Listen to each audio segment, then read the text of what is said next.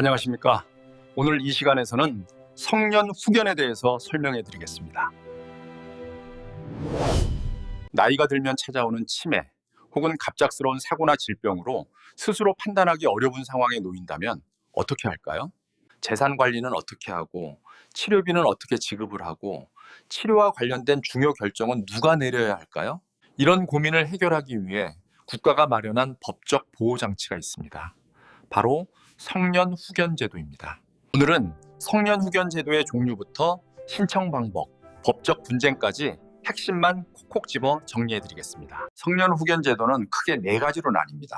성년 후견, 한정 후견, 특정 후견, 임의 후견입니다. 성년 후견은 질병, 치매 등으로 판단 능력이 지속적으로 결여된 성인이 가정법원의 후견인을 통해 보호를 받는 제도이고, 한정 후견은 질병, 장애 등으로 판단 능력이 부족한 성인이 가정법원의 후견인의 지원을 통해 보호를 받는 제도입니다. 성년 후견은 의사 판단이 거의 불가능한 수준의 경우이고, 한정 후견은 판단력이 부족하여 타인의 도움이 필요한 경우로 대상자의 판단 능력이나 의사결정 능력의 정도에 따라서 성년 후견과 한정 후견으로 나누게 됩니다. 특정 후견은 특정한 사무에 관해 도움이 필요한 성인이 가정법원 후견인의 지원을 통해 보호를 받는 제도입니다. 임의 후견은 나중에 정신적 제약으로 사무를 처리할 능력이 부족하게 될 상황에 대비하여 스스로 후견 계약을 체결하여 자신의 재산 관리 및 신상 보호에 관한 사무를 후견인에게 위탁하고 대리권을 수여하는 계약에 따라 이루어지는 후견 제도입니다.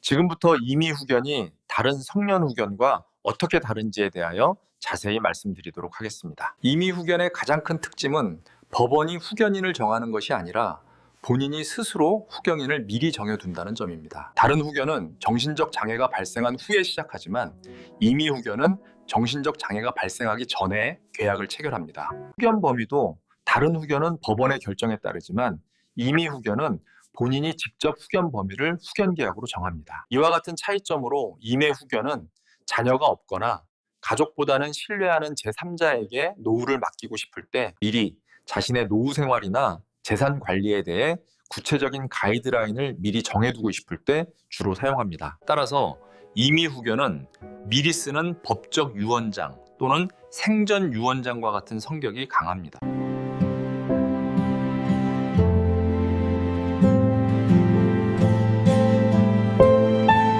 이번에는 성년 후견과 한정 후견을 결정하는 치매 점수에 대하여 말씀드리겠습니다. 법원은 정신감정 결과, 특히 MMSE 간이 정신상태 검사와 CDR 임상 치매 척도 점수를 주요 지표로 활용합니다. 성년 후견은 MMSE 점수로는 0에서 14점까지이며 시간과 장소에 대한 감각이 거의 없고 의사소통이 매우 어려운 상태입니다. CDR 점수로는 3점 이상이며 대소변 조절이 어렵거나 식사 등 기본적인 일상생활을 스스로 할 수 없어 24시간 간병이 필요한 상태입니다. 한정 후견은 MMSE 점수 15에서 24점까지이며 일상적인 대화는 가능하지만 계약의 의미 판단하기에는 인지력이 부족한 상태이며 CDR 점수로는 1점에서 2점까지이며 건망증이 심하고 외출 시 길 찾기 등에서 실수가 많아지는 상태입니다. 법원은 성년 후견 심판하는 경우에는 피성년 후견인의 정신 상태에 관해서 의사에게 감정을 시켜야 하지만 실무상으로 대형병원 정신건강의학과에서 정신상태 검사를 한 검사지를 제출하도록 하고 있습니다.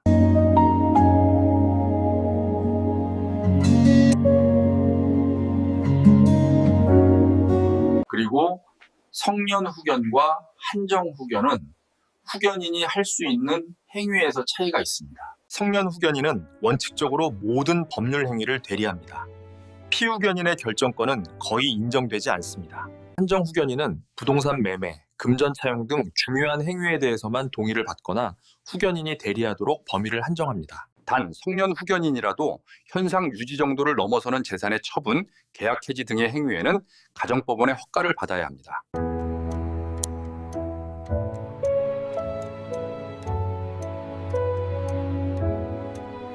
성년 후견은 피성년 후견인이 사망하거나 성년후견 개시의 원인이 소멸되어 성년후견 종료 심판으로 성년후견이 종료되며, 성년후견인은 피성년후견인의 사망이나 성년후견이 종료되었음을 알았을 경우에는 안날부터 3개월 이내에 종료 등기를 신청해야 합니다. 민법 제940조는 피성년 후견인의 복리를 위하여 후견인을 변경할 필요가 있다고 인정하면 후견인을 변경할 수 있다고 규정하고 있습니다. 성년 후견인 변경을 청구하고자 하는 자는 단순히 후견인과의 관계가 나쁘다는 사정을 주장하는 것으로는 부족하며, 후견인이 임무에 있어 구체적으로 부적절한 행위를 하였거나 피후견인의 복리를 침해할 현실적 위험이 있음을 소명해야 합니다.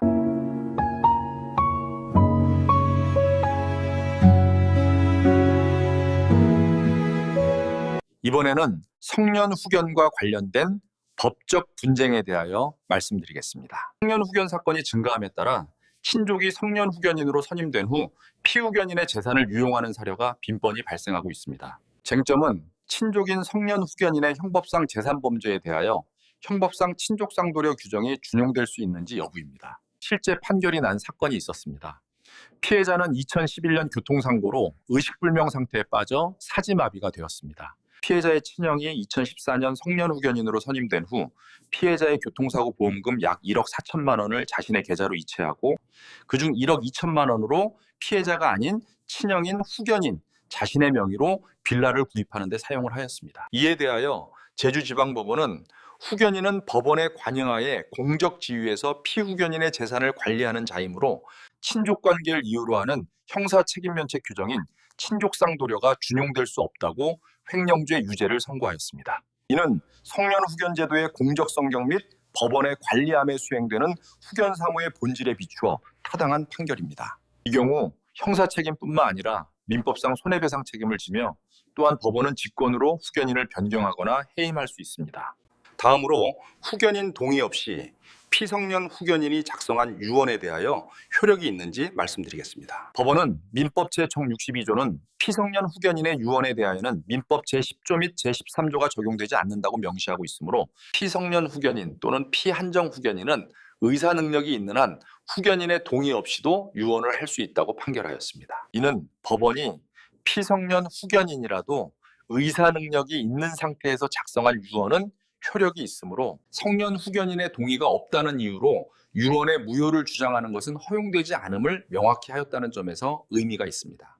유언 전에 정신건강의학과 전문의를 통해 현재 상태가 유언 내용을 이해하고 판단할 수 있는 수준인지 미리 확인받는 것이 좋고, 자필증서보다는 공증인과 의사가 동시에 참여하는 공정증서에 의한 유언을 진행하는 것이 강력한 증거력을 가집니다. 그리고 의사가 참여하여 의사 능력을 확인하는 과정 전체를 동영상으로 촬영해 두는 것이 좋습니다. 이는 향후 당시 유언자가 정말 의사 능력이 있었느냐 하는 분쟁이 발생했을 때 결정적인 입증 자료가 됩니다.